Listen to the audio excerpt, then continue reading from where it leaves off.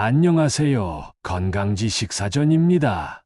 오늘은 우리가 너무나도 쉽게 접하고 또 너무나도 쉽게 생각하는 비타민과 영양제에 대한 조금은 불편하고 또 어쩌면 충격적일 수 있는 진실에 대해 이야기해 보려고 합니다. 여러분 혹시 이런 이야기 들어보셨나요? 비타민을 음식으로 즉 채소와 과일로 섭취하면 폐암 예방 효과가 있는데 이걸 영양제로 만들어서 먹으면 아무런 효과가 없거나 심지어 일부 연구에서는 특정 암의 위험을 높이기도 한다는 이야기 말입니다. 언뜻 들으면 잘 이해가 가지 않습니다. 똑같은 비타민C고 똑같은 베타카로틴인데 왜 음식으로 먹을 때와 알약으로 먹을 때 우리 몸에서 이렇게 다르게 작용하는 걸까요? 오늘 이 거대한 미스터리를 파헤치기 위해 현대 의학의 증거, 피라미드부터 수천 년의 지혜가 담긴 동의보감까지 넘나들며 그 해답을 찾아보겠습니다. 영상 끝까지 시청하시면 여러분이 앞으로 건강을 위해 무엇을 먹고 또 무엇을 먹지 말아야 할지에 대한 현명한 기준을 갖게 되실 겁니다. 우리는 흔히 건강에 대한 이야기를 할 때 증거라는 말을 많이 사용합니다. 어떤 음식이 어디에 좋다는 증거가 있느냐, 어떤 영양제가 효과가 있다는 증거가 있느냐 하고 말이죠. 하지만 대부분의 사람들은 그 증거에도 여러 등급이 있다는 사실을 잘 알지 못합니다. 임상의학계에서는 이 증거의 수준을 굉장히 엄격하게 나누고 있습니다. 그리고 이 증거의 등급을 이해하는 것이 바로 오늘 이야기의 핵심 열쇠입니다. 가장 낮은 단계의 증거부터 한번 살펴볼까요? 가장 기초적인 단계는 바로 실험실 연구 즉 세포 실험입니다. 예를 들어 제가 동그란 플라스틱 접시인 페트리 디시에 세포를 키우고 있다고 상상해 보세요. 여기에 제가 활성산소의 일종인 과산화수소를 뿌립니다. 그러자 세포들이 힘을 잃고 죽어버립니다. 그런데 이번에는 다른 접시의 세포들에게 글루타치온이라는 강력한 항산화 물질을 듬뿍 뿌려준 다음에 똑같은 양의 과산화수소를 뿌려봅니다. 놀랍게도 이번에는 세포들이 죽지 않고 쌩쌩하게 살아남았습니다. 자, 이 결과만 놓고 보면 우리는 어떤 결론을 내릴 수 있을까요? 글루타치온이 활성산소를 막아줘서 세포를 보호하는구나. 그러니까 글루타치온 영양제를 먹으면 내 몸의 세포들도 활성산소로부터 안전해지겠구나. 굉장히 합리적인 추론처럼 보입니다. 수많은 영양제 광고들이 바로 이와 같은 세포 실험 결과를 바탕으로 만들어집니다. 하지만 임상의학에서는 이 정도의 증거는 증거로 쳐주지 않습니다. 왜냐하면 페트리 디시 안의 세상과 우리 복잡한 인체는 너무나도 다르기 때문입니다. 그 다음 단계의 증거는 동물 실험입니다. 보통 쥐를 대상으로 많이 하죠. 세포보다는 훨씬 더 복잡한 생명체이기 때문에 좀 더 신뢰도가 높다고 할 수 있습니다. 쥐에게 고지방 시기를 먹여서 비만으로 만든 다음 특정 성분을 먹였더니 체중이 감소했다거나 하는 연구들이 여기에 해당됩니다. 하지만 이건 역시 완벽한 증거가 될 수는 없습니다. 쥐와 사람은 유전적으로 많은 부분을 공유하지만 대사 과정이나 수명 등 다른 점도 너무나도 많기 때문입니다. 쥐에게 효과가 있었다고 해서 사람에게도 반드시 똑같은 효과가 나타나는 것은 아닙니다. 여기서부터가 진짜 사람을 대상으로 한 연구의 시작입니다. 바로 소규모 임상 연구입니다. 수십 명 정도의 사람들을 두 그룹으로 나누어 한 그룹에게는 진짜 영양제를 주고 다른 그룹에게는 가짜 약 즉 위약을 줍니다. 그리고 몇 주 혹은 몇 달 뒤에 두 그룹의 건강 상태 변화를 비교하는 방식입니다. 이전 단계들보다는 훨씬 더 의미 있는 증거이지만 연구 대상자의 수가 너무 적어서 결과가 우연에 의해 좌우될 가능성을 배제할 수 없습니다. 그래서 의학계가 가장 신뢰하는 증거 중 하나가 바로 대규모 무작위 대조 임상시험입니다. 수천 명에서 수만 명의 사람들을 대상으로 위해서 말한 소규모 연구를 아주 큰 규모로 진행하는 것입니다. 연구 규모가 커질수록 우연에 의한 결과일 가능성은 줄어들고 결과의 신뢰도는 높아집니다. 예를 들어 비타민 D가 골다공증 예방에 효과가 있는지를 알아보기 위해 수만 명의 폐경기 여성을 두 그룹으로 나누어 한쪽은 비타민 D를 수년간 복용하게 하고 다른 쪽은 가짜 약을 복용하게 한 뒤 골절 발생률을 비교하는 것이죠.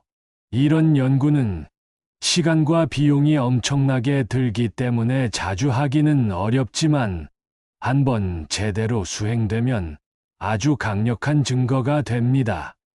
그런데 이것보다 더 높은 수준의 증거가 있습니다. 바로 수백만 명의 인구 집단을 아주 오랜 기간 동안 관찰하는 연구입니다.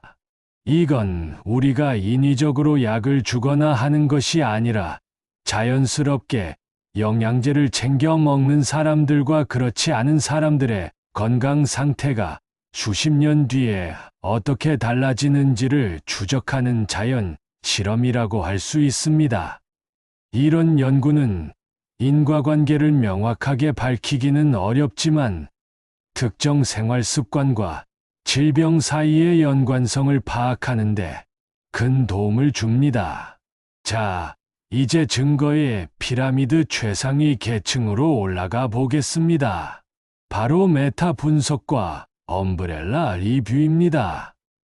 메타 분석이란 지금까지 전 세계에서 발표된 특정 주제에 대한 모든 개별 연구 결과들을 다시 한번 통계적으로 종합해서 분석하는 연구 방법입니다. 예를 들어 비타민 C와 감기 예방에 대한 수백 편의 논문들을 전부 모아서 그 결론들을 다시 한번 분석해 하나의 거대한 결론을 내리는 것이죠. 여러 연구에서 일관된 결과가 나온다면 그건 정말로 강력한 증거가 됩니다. 그리고 엄브렐라 리뷰는 이런 메타 분석들까지도 전부 모아서 분석하는 그야말로 증거의 왕이라고 할 수 있습니다. 그런데 문제는 바로 여기에 있습니다. 우리가 흔히 좋다고 알고 있는 수많은 영양제들이 바로 이 메타 분석이나 엄브렐라 리뷰 단계까지 와서 검증을 해보면 효과가 있다는 증거가 거의 없다는 충격적인 결론에 도달하게 된다는 것입니다.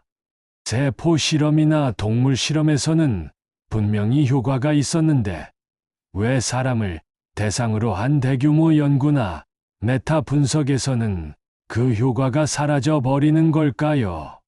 여기에 바로 서두에서 던졌던 질문의 해답이 숨어 있습니다.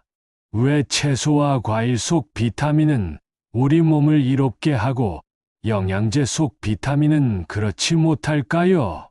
그 이유는 바로 생명의 복잡성과 시너지 효과에 있습니다. 사과를 한번 생각해 봅시다. 우리는 사과를 먹을 때 단순히 비타민 C만 섭취하는 것이 아닙니다. 사과 한 알에는 비타민 C 외에도 수많은 종류의 폴리페놀 플라보노이드와 같은 항산화 물질 식이섬유, 그리고 아직 인류가 발견하지 못한 미지의 영양소들이 수없이 많이 들어 있습니다. 이 성분들은 마치 오케스트라의 여러 악기들처럼 서로 상호작용하며 조화롭게 연주를 합니다. 비타민C가 주 섬유를 연주하면 플라보노이드가 화음을 더하고 식이섬유가 든든한 베이스를 깔아주는 식입니다.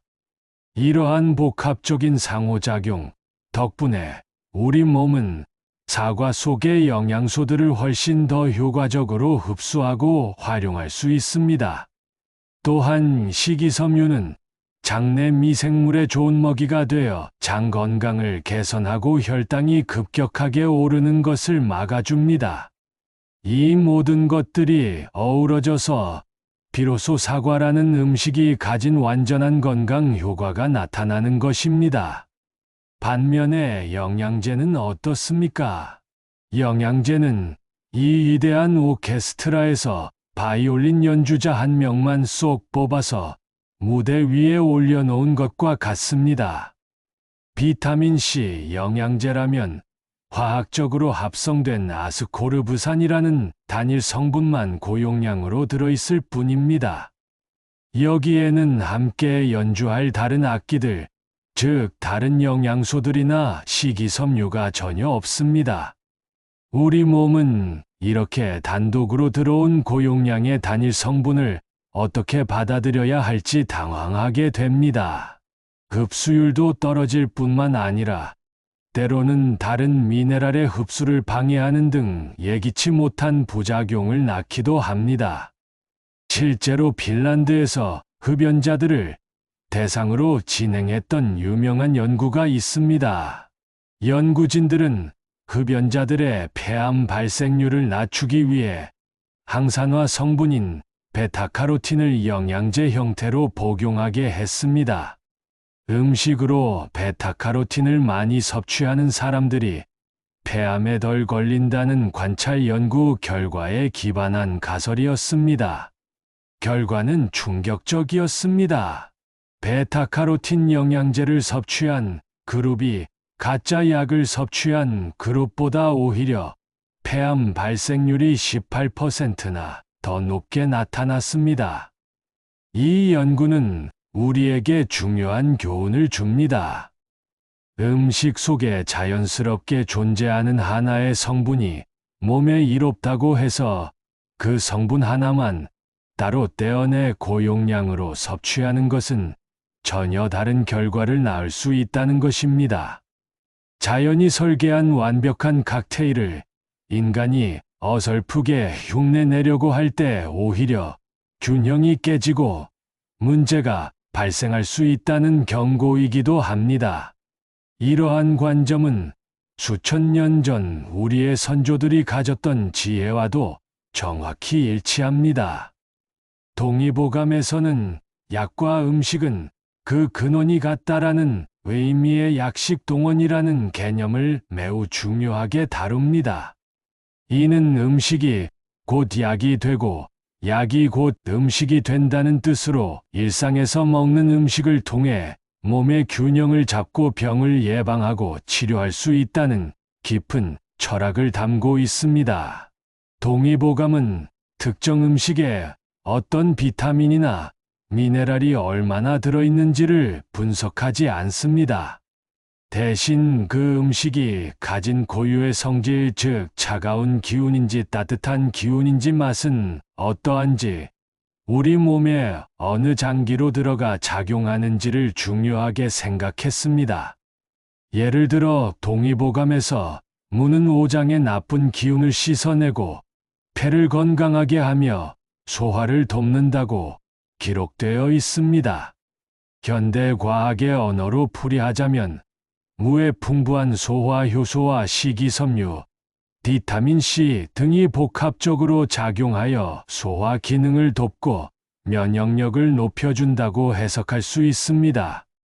하지만 동의보감의 지혜는 단순히 성분을 나열하는 것을 넘어 무라는 전체가 가진 기운과 성질이 우리 몸의 기혈순환과 조화를 이루는 것을 강조합니다. 이는 현대 영양학이 놓치고 있는 전체론적인 관점이며 바로 채소와 과일이 영양제보다 우월한 이유를 설명해주는 또 하나의 열쇠입니다. 그렇다면 이제 이 모든 지식들을 바탕으로 한 실제 사례를 통해 우리의 삶을 어떻게 변화시켜야 할지에 대한 구체적인 이야기를 해보겠습니다. 여기 한 남자가 있습니다. 이름은 김영준 48세의 평범한 대한민국 직장인입니다. 누가 보아도 열심히 살아온 그의 삶은 서울의 한 중소기업에서 20년 넘게 기획팀장으로 일하며 늘 야근과 회식에 시달리는 나날들이었습니다. 언제부터였을까요? 아침에 눈을 뜨는 것이 천근만근 무겁고 출근길, 지하철 계단을 오르는 것만으로도 숨이 턱까지 차오르기 시작했습니다. 얼마 전 회사에서 받은 건강검진 결과표는 그의 불안한 마음에 기름을 부었습니다. 높은 콜레스테롤 수치 경계선에 걸친 혈당 수치 그리고 지방간 소견까지. 의사는 이대로 가다가는 몇 년 안에 당뇨병이나 심혈관 질환 진단을 받게 될 것이라고 경고했습니다. 그날 이후 영준 씨의 삶은 달라졌습니다. 아니, 달라지려고 노력했습니다. 그는 건강에 대한 불안감 속에서 가장 쉽고 빠른 해결책을 찾기 시작했습니다. 인터넷과 TV 광고는 그에게 수많은 정답들을 제시했습니다. 혈관 건강에는 오메가3, 간 건강에는 밀크시슬, 피로 회복에는 고함량 비타민, B군, 면역력에는 프로폴리스. 그의 책상 위에는 어느새 알록달록한 영양제 병들이 하나둘씩 늘어만 갔습니다. 매일 아침 그는 마치 의식을 치르듯 10가지가 넘는 영양제를 물과 함께 삼켰습니다. 이렇게 비싼 돈을 들여 좋은 것들을 챙겨 먹으니 이제 곧 몸이 좋아질 것이라는 막연한 기대감을 품고서 말이죠. 하지만 몇 달이 지나도 그의 몸은 나아질 기미를 보이지 않았습니다. 여전히 아침은 피곤했고 점심 식사 후에는 졸음이 쏟아졌으며 저녁이 되면 녹초가 되었습니다. 오히려 속이 더부룩하고 소화가 잘 안 되는 날이 많아졌습니다. 반년 뒤 추적 검사를 위해 다시 찾은 병원에서 그는 절망적인 결과를 마주해야 했습니다. 그의 건강 수치는 전혀 개선되지 않았던 것입니다. 영준 씨는 깊은 무력감에 빠졌습니다. 도대체 무엇이 잘못된 것일까? 이렇게까지 노력했는데 왜 몸은 조금도 나아지지 않는 걸까? 바로 그때 그는 지인의 소개로 오랫동안 통합적인 관점에서 환자들을 돌봐온 한의사를 찾아가게 됩니다. 한의사는 영준 씨의 이야기를 한참 동안 듣고 그의 생활 습관과 식단을 꼼꼼히 살핀 뒤 이렇게 말했습니다. 영준 씨, 당신은 지금 숲에 불이 났는데 불을 끌 생각은 하지 않고 나무에 영양제를 주고 있는 것과 같습니다. 영준 씨의 문제는 특정 영양소가 부족한 것이 아닙니다. 몸의 전체적인 균형이 깨지고 스스로 회복할 힘을 잃어버린 것이 문제입니다. 수많은 영양제들은 오히려 당신의 간을 더 지치게 만들고 위장을 힘들게 할 뿐입니다. 그날 한의사는 영준 씨에게 단 하나의 영양제도 처방하지 않았습니다. 대신 아주 단순하고 근본적인 3가지 솔루션을 제안했습니다. 첫 번째는 식단을 바꾸는 것이었습니다. 책상 위의 모든 영양제를 치우고 그 돈으로 신선한 채소와 과일, 통곡물을 사라고 했습니다. 오메가3 영양제 대신 일주일에 2번 등 푸른 생선을 먹고 밀크시슬 대신 브로콜리와 양배추 같은 십자화과 채소를 즐겨 먹으라고 조언했습니다. 고함량 비타민 B군 대신 현미밥과 잡곡밥을 기본으로 하고 간식으로는 과자나 빵 대신 견과류나 방울토마토를 먹으라고 했습니다. 이것은 바로 약식 동원의 원리를 현대적으로 재해석한 처방이었습니다. 음식 전체가 가진 생명력과 조화로운 에너지를 통해 몸의 균형을 되찾으라는 것이었죠. 두 번째는 몸을 움직이는 것이었습니다. 거창한 운동이 아니었습니다. 매일 저녁 식사 후 30분씩 동네를 산책하는 것부터 시작하라고 했습니다. 이는 식후 혈당을 안정시키는 가장 효과적인 방법일 뿐만 아니라 동의보감에서 말하는 기혈순환을 촉진하여 몸의 노폐물을 배출하고 신진대사를 활발하게 만드는 최고의 보약이었습니다. 마지막 세 번째는 비우는 시간을 갖는 것이었습니다. 바로 간헐적 단식을 제한한 것입니다. 일주일에 한두 번 정도 저녁 식사를 조금 일찍 마치고 다음 날 아침까지 16시간 정도 공복을 유지하는 것이었습니다. 이는 지쳐있는 소화기관에 휴식을 주고 몸이 스스로를 정화하고 회복하는 시스템인 자가포식을 활성화시키는 효과적인 방법입니다. 이것은 단순히 칼로리를 줄이는 다이어트 기법이 아니라 몸에게 스스로 치유할 시간을 벌어주는 동양적인 지혜와도 맞닿아 있었습니다. 처음에 영준 씨는 반신반의했습니다. 이렇게 단순한 방법으로 과연 내 몸이 변할 수 있을까? 하지만 그는 지푸라기라도 잡는 심정으로 한의사의 조언을 꾸준히 실천하기 시작했습니다. 처음에는 낯설고 힘들었지만 몸은 서서히 변화에 반응하기 시작했습니다. 한 달쯤 지나자 아침에 일어나는 것이 조금씩 가뿐해졌습니다. 3달이 지나자 속이 더부룩하던 증상이 사라지고 소화가 잘 되기 시작했습니다. 6달이 지났을 때 그는 예전과 비교할 수 없을 정도로 활기차진 자신을 발견했습니다. 자연스럽게 체중도 5kg이나 감량되었습니다. 그리고 1년 뒤 그는 설레는 마음으로 다시 병원을 찾았습니다. 검사 결과는 놀라웠습니다. 높았던 콜레스테롤과 혈당 수치는 모두 정상 범위로 돌아왔고 지방간도 눈에 띄게 호전되었습니다. 의사는 영준 씨에게 도대체 무슨 일이 있었냐며 놀라움을 감추지 못했습니다. 영준 씨는 그제야 깨달았습니다. 진정한 건강은 비싼 영양제나 마법 같은 비법에 있는 것이 아니라 자연이 설계한 음식을 먹고 꾸준히 몸을 움직이며 몸에게 쉴 시간을 주는 가장 단순하고 기본적인 원칙에 있었다는 것을 말입니다. 그는 더 이상 건강에 대한 불안감에 시달리지 않게 되었습니다.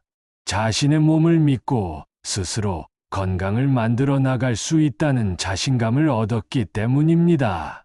여러분, 영준 씨의 이야기는 우리 모두의 이야기가 될 수 있습니다.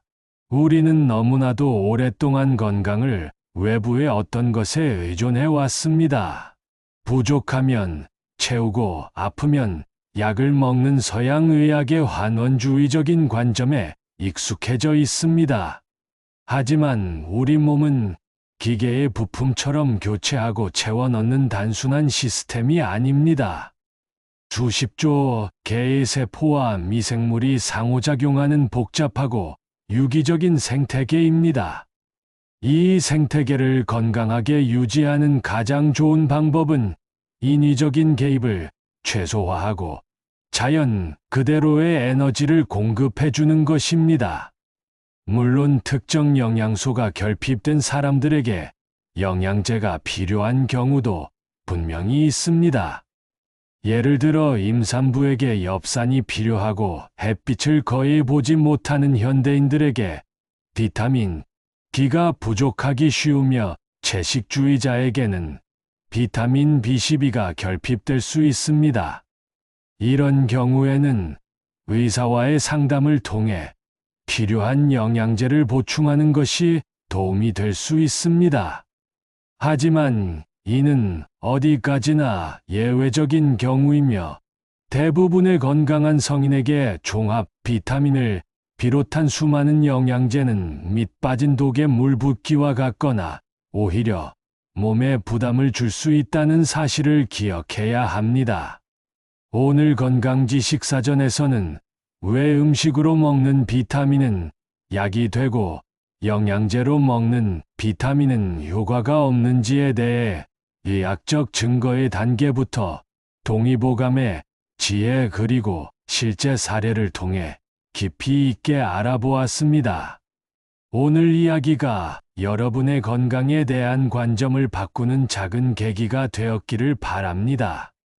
이제부터는 화려한 광고, 문구와 검증되지 않은 정보에 현혹되지 마십시오. 대신 여러분의 식탁 위에 무지개색 채소와 과일을 더하고 현미밥을 올리고 좋은 단백질을 채워보세요. 그리고 잠시 시간을 내어 걷거나 달려보세요. 그것이 바로 가장 과학적이고 가장 지혜로우며 가장 확실하게 여러분의 건강을 지키는 길입니다. 여러분의 몸은 여러분이 생각하는 것보다 훨씬 더 위대한 자생력과 치유력을 가지고 있습니다. 그 힘을 믿고 몸이 원하는 진짜 음식을 선물해 주시길 바랍니다. 지금까지 건강지식사전이었습니다. 감사합니다.